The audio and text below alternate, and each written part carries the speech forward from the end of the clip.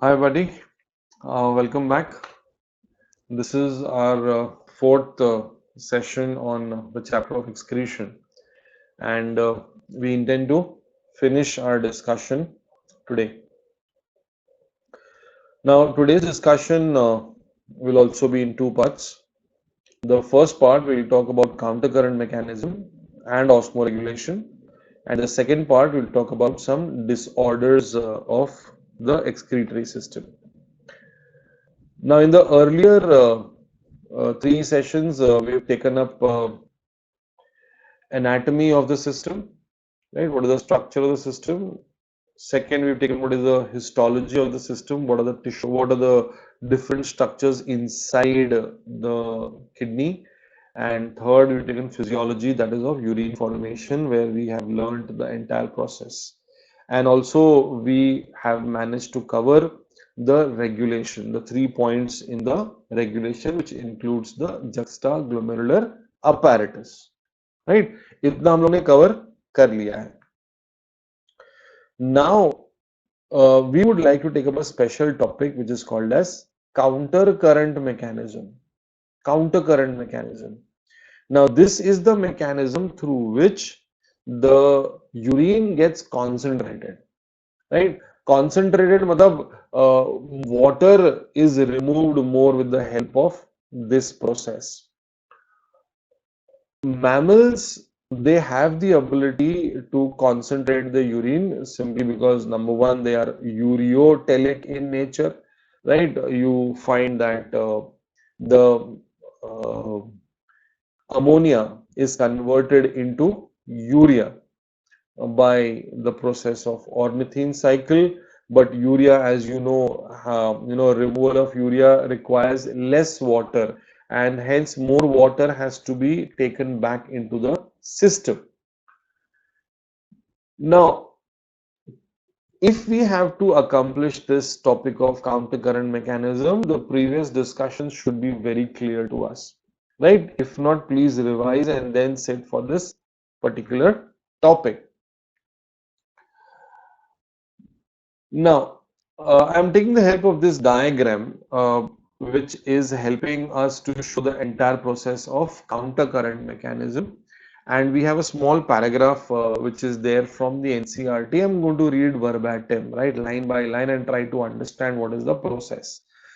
Somehow I am not comfortable with the diagram in the NCERT because वहां पे loop of Henle and vasa recta are shown as separate parts of the diagram, whereas to understand the process we need them to be together as we find this in this diagram. ठीक है? Now, the first point is that the descending limb, अब ये filtrate बन के descending limb आ गया, ये PCT है. The filtrate is coming in the PCT, फिर descending limb में आ रहा है, and the filtrate is now going in the ascending limb, right? So, do we find that the filtrate in these two limbs is in the opposite direction? ये downward direction में, ये upward direction में, right? इसको हम लोग बोलते हैं counter current pattern, right? When two limbs are very close to each other and the fluid is in the opposite direction. Okay. अब ये the loop of Henle is quite big, goes deep into the medulla, so obviously this is a juxtamedullary type of nephron. Juxtamedullary type of nephron. Now what does that help us now? Right now, अब क्या होगा? Juxtamedullary nephron के आसपास जो capillaries है उसको हम लोग क्या बोलते हैं? Vasa recta. We call them as vasa recta. Now look at this. देखो ये efferent arteriole continuing as vasa recta. So is this not the descending limb of vasa recta and this is the ascending limb of vasa recta? What happens to the blood? Blood here is in the downward direction, blood here is in the upward direction. So is the flow of blood in the two limbs of vasa recta also in the opposite direction? Yeah. That means the blood is also in a countercurrent pattern. That means we are having two countercurrent patterns, one in the two limbs of loop of Henle and one in the two limbs of vasa recta. Right? Filtrate in the two limbs of loop of Henle, blood in the two limbs of वाजा रेक्टा, right. सो ये दोनों के बीच में counter current है। Point number 2, these structures, descending limb ascending limb, ये दो structures, descending वाजा रेक्टा ascending वाजा रेक्टा, ये चारों स्ट्रक्चर्स जो है ना एक दूसरे से बहुत नजदीक है, राइट।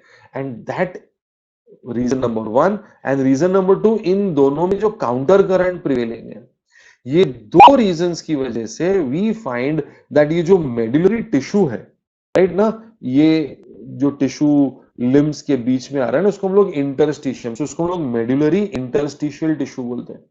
वहां पे the osmolarity is very high because of this particular arrangement, and that is helping to create the gradient, right? Now if we check the levels, right, the fluid, the filtrate at this level is 300 milliosmoles per liter. अब ये descending limb है जो water permeable है, पढ़ा है हम लोग ने। Now can I see water being removed from this entire descending limb? अब जैसे वाटर निकलेगा ऑस्मोलैरिटी बढ़ जाएगी, 300 से हो गया 600, 600 से हो गया 900, देखो मैं जूम कर लेता हूं थोड़ा सा, 900 से हो गया 1200. So urine is concentrated maximum at the U-shaped bend of loop of Henle. यहां पर मैक्सिमम कॉन्सेंट्रेटेड है यूरिन ना, right. So what has happened, water is now being removed.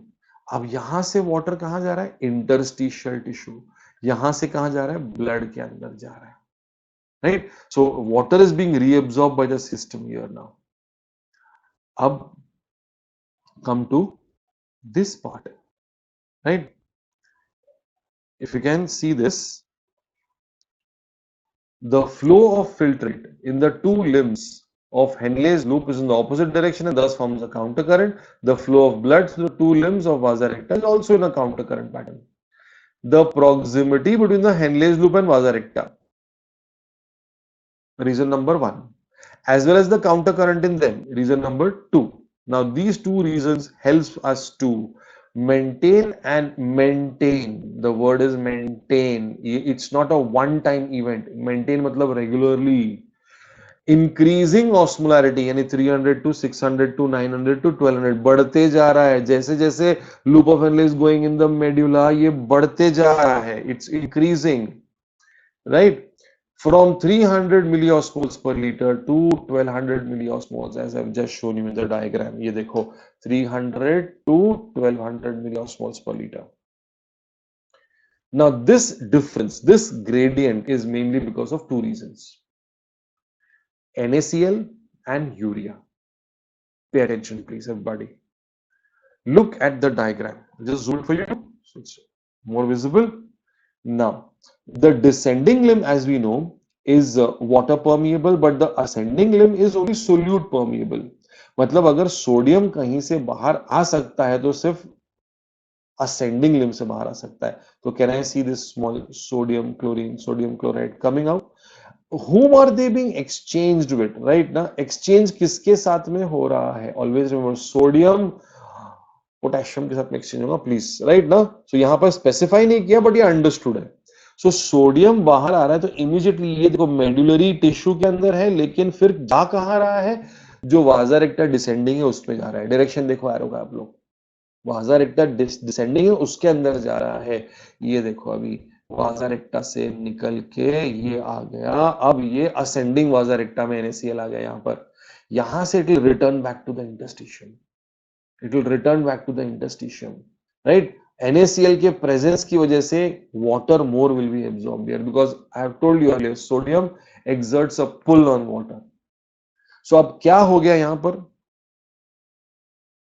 sodium is circulating in this circuit and with the help of sodium water is being reabsorbed into the system, right? So the osmolarity in this area is because of sodium chloride specifically to say.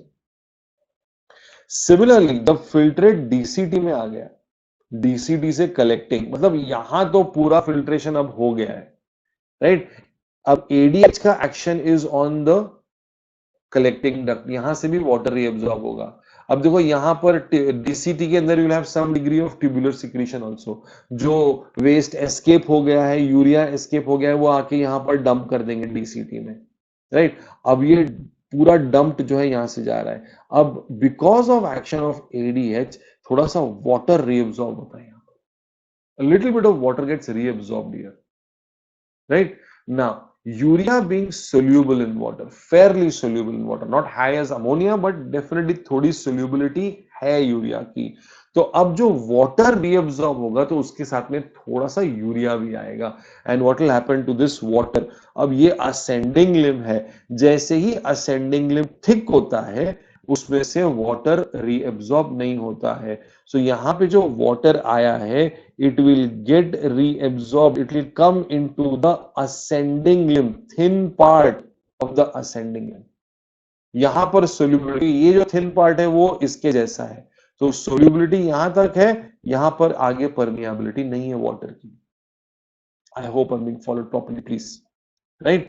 So अब what is happening is urea is now in this circuit, helping to take water now. So what is NaCl and urea doing? Helping to increase the water content। अब जितना हो सकता है पानी लेके आओ, right. जो फाइनल फिल्ट्रेट जा रहा है उसमें से भी यूरिया के थ्रू पानी आ रहा है, राइट। इनिशियल पीसीटी डीसीटी से जो जा रहा है, जो लूप ऑफ हेनले और वाजा रेक्टा से लेना है, वहां sir who is taking sodium chloride is helping to conserve water.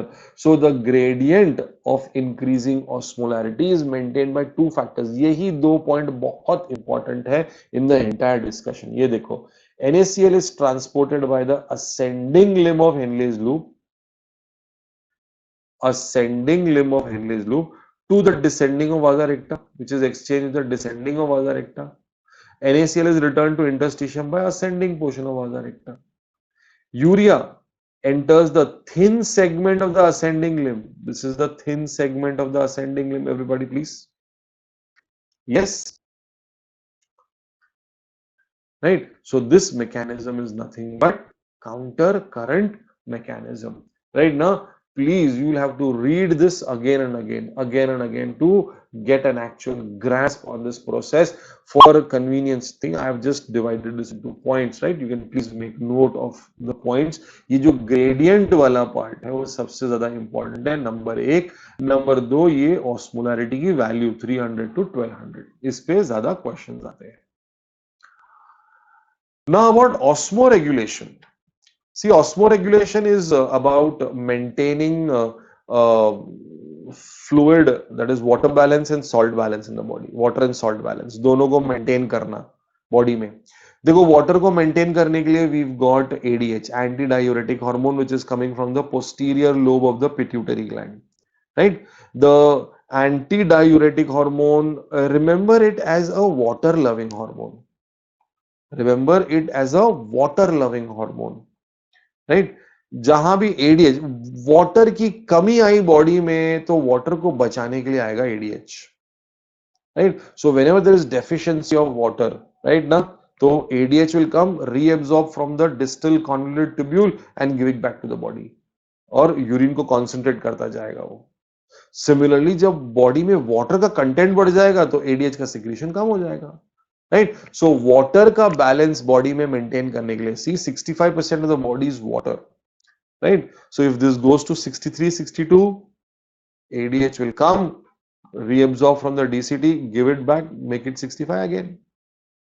If it becomes 68, 69, बहुत ज्यादा हो गया water, तो ADH का secretion decrease होगा, urine dilute होगा और बाहर जाएगा, right? So ADH is there for water balance. For salt balance, right now, sodium chloride के लिए, sodium के लिए especially there is aldosterone. Aldosterone is a steroid hormone which comes from adrenal cortex area, right? In fact, all the hormones from adrenal cortex are steroid hormones, right? So for sodium specifically, we have aldosterone. For calcium, we've got two hormones, calcitonin and parathormone. Calcitonin is secreted by the thyroid gland, right? It's also called as thyrocalcitonin, TCT बोलते हैं उसको। And the parathyroid gland is located just behind the lobes of the thyroid gland, right, both have an effect on calcium, एक calcium को कम करता है, एक calcium को बढ़ाता है। तो जैसे ही कैल्शियम कम हो गया, कैल्सिटोनिन आके उसको बढ़ा देगा, राइट, एक उसको ज्यादा है तो डिप्रेस कर देगा उसको। सो ये कैल्सिटोनिन पैराथॉर्मोन एक दूसरे के ऑपोजिट काम करते हैं। ऐसे हार्मोन्स को हम लोग एंटागोनिस्टिक हार्मोन्स बोलते हैं, राइट। जो लोग साथ में काम करते हैं, ग्रोथ हार्मोन है, थायरॉक्सिन है, ये लोग साथ में काम करते हैं, दोनों ग्रोथ को प्रमोट करते हैं, उसको हम लोग सिनर्जिस्टिक हार्मोन्स बोलते हैं। और दोनों ऑपोजिट काम करते हैं, उसको हम लोग एंटागोनिस्टिक बोलते हैं, राइट ना। सो ये दोनों कैल्सिटोनिन पैराथॉर्मोन, जैसे इंसुलिन ग्लूकागॉन, एक शुगर को बढ़ाता है, एक ग्लूकोज को कम करता है, they are antagonistic in nature, ठीक है। So this is how fluid and electrolyte balance is maintained inside our system, right? So these are the two topics for this video. The disorders of the excretory system, we will take it in the next video. Hold on, I can take functions of kidney in this video also. We have one more slide. Good. By excretion, kidneys eliminate poisonous nitrogenous waste, okay ठीक है, kidney का एक function excretion है, तो ठीक है। During excretion unwanted substances like drugs, pigments, excessive vitamins, right ना, they are also removed, okay fine. Osmoregulation, they maintain water and salt, we just spoke about that now. Necessary concentration of electrolytes, sodium, potassium, chlorine, calcium, ये सब electrolyte balance is there, for obviously salt balance is there. Excessive H ion concentration, right ना, तो इससे हम लोग, H ion is responsible for maintaining pH of blood, right? pH, mind you, blood is 7.33, slightly towards the alkaline side, 7 के नीचे होता तो acidic होता. So there's a very thin line between the pH of the blood being acidic or basic, क्योंकि बहुत नजदीक है 7 से ये, तो 7.33 or 7.34 to be precise is the pH of blood. So pH and acid base regulation is done also by the kidney. Obviously in the PCT and DCT we have seen the removal of H plus ions also, in fact of HCO3 bicarbonate ions also. During low blood pressure, they maintain the pressure of blood. We did talk about juxtaglomerular apparatus. जब भी pressure कम होगा, kidney से कौन सा substance release होगा, renin, which will run the entire renin angiotensin aldosterone cycle. It will run the entire cycle to maintain the pressure. Now these are two extra points. Point number 7, point number 8, जिसका discussion नहीं हुआ है. They help in production of RBC. Right, erythrocytes production is called erythropoiesis because kidney secretes a substance by the name of REF, renal erythropoietic factor, right? To make RBC, RBC, you know, popularly is known is made in the bone marrow, red bone marrow. You studied bone marrow also, right. Red bone marrow में RBC produce होता है, लेकिन RBC को produce करने के लिए 4 चीजें चाहिए, जिसमें से 3 जो है ना वो बॉडी से मिलती है, एक बाहर से आता है, राइट। सबसे पहले जिसको आयन, वो आयन जो है हीमोग्लोबिन टूट के रिसाइकिल होगा, उसी से वापस मिल जाएगा उसको। दूसरा चाहिए ग्लोबिन, राइट ना, तो जब हीमोग्लोबिन टूटता है तो ग्लोबिन वापस प्रोटीन सिंथेसिस के थ्रू वापस बन सकता है, तो वो भी मिल जाता है उनको, राइट ना। सो ये हो गया। थर्ड इज रीनल एरिथ्रोपोएटिक फैक्टर, ये तीसरा, ये भी किडनी से मिलता है। और चौथा है जो आरबीसी के मैचुरेशन के लिए जरूरी है, दैट इज विटामिन B12। सो वो डाइट से आता है। दैट्स व्हाई B12 में अगर डेफिशिएंट है डाइट, तो उससे आरबीसी का मैचुरेशन नहीं होगा, hemoglobin will not be able to carry blood, and that is why deficiency of vitamin B12 will cause anemia, right? So anemia में you increase the B12 का tablets also sometimes, ठीक है। And lastly, they help in formation of active form of vitamin D, that is 125, I'm sorry, dihydroxycholecalciferol. Cholecalciferol, you know, is the name of vitamin D, right? So these are 8 important functions of the kidney. You should know all the functions of the kidney, right? In the next session, we will take up the excretory disorder, some normal and abnormal constituents of blood we're going to talk about, right? Thank you all. Thank you so much.